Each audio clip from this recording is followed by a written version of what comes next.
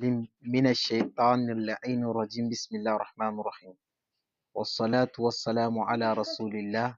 وعلى آله وصحبه ومن والاه ومن تبعهم بإحسان إلى يوم الجزاء وبعد السلام عليكم ورحمة الله. ‘Yan uwa ku saurari wannan bidiyo ɗin,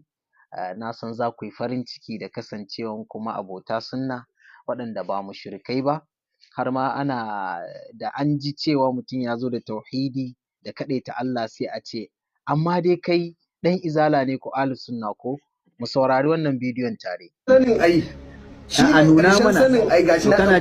kana ji da Allah yanzu abin da muke so da kuma mutum 170 yanzu suna so su sani da Allah nuna mana da na'urar da take nuna maka gaibin da kake iya gano matsalolin mutane da Allah nuna mana na'urar nan muna so mu ganta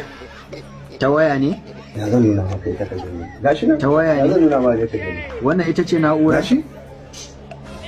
wannan ita ce na'ura kana kallon wani abu yanzu ya yi haske ne da yawa screen ɗin yana ɗauka yana kula babu matsala okay wannan ita ce wannan ita ce na'urar da kake iya gano gaibin mutane Allah ne ya saukar da ita Allah ne ya saukar da ita ko manzo Allah ya saukar da wannan na'ura Allah ne to masha Allah kawo aya Allah ya ce mu ne muka halicce ku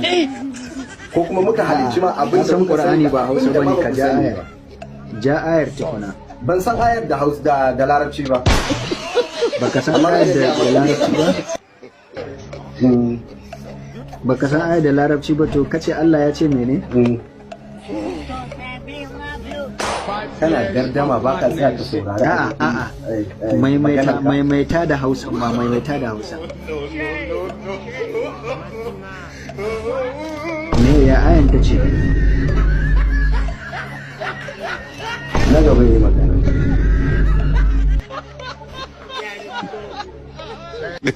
Hasbunallahu wa ni'mal wakil. Jama'a waɗannan fa su ne ‘yan bid'a da har kullum malaman mu suke ƙoƙarin yaƙan su, waɗanda suke faɗa da koyarwar musulunci. Annabi sallallahu alaihi wasallama cewa yayi man ata kahinan aw arrafa fasaddaqahu bima qala faqad kafara bima unzila ala Muhammadin aw kama qala rasul. Annabi sallama ya ce duk wanda ya je gurin wani boka ko ɗan duba ya gaskata shi abin da ya faɗa to ya kafircewa abin da aka saukar wa Annabi sallallahu alaihi wasallam. Idan kuma bai gaskata ba sallansa na kwana 40 kamar yanda yake wani riwaya cewa ba za a karɓa ba. Waɗannan mutane sun cika kafafen sadarwa a wajen comment, posting, pages, group a TikTok kan ma live suke yi, ka zo ka faɗi buƙatunka a wannan naka. To gaskiya ya kamata ‘yan uwa ahlus sunna a ja hankalin musamman mata da matasa da suke ruɗuwa da irin su, don wallahi suna samun kwastoma kuma a dage da tona musu asiri, idan ba haka ba kuwa haka nan za su yi ta halakar da mutane. Muna roƙon Allah subhanahu wa ta'ala ya gwada mana gaskiya gaskiya ce ya bamu ikon binta, ya gwada mana ƙarya ƙarya ce ya bamu ikon kauce mata. Wassalamu alaikum wa rahmatullahi ta'ala wa barakatuh.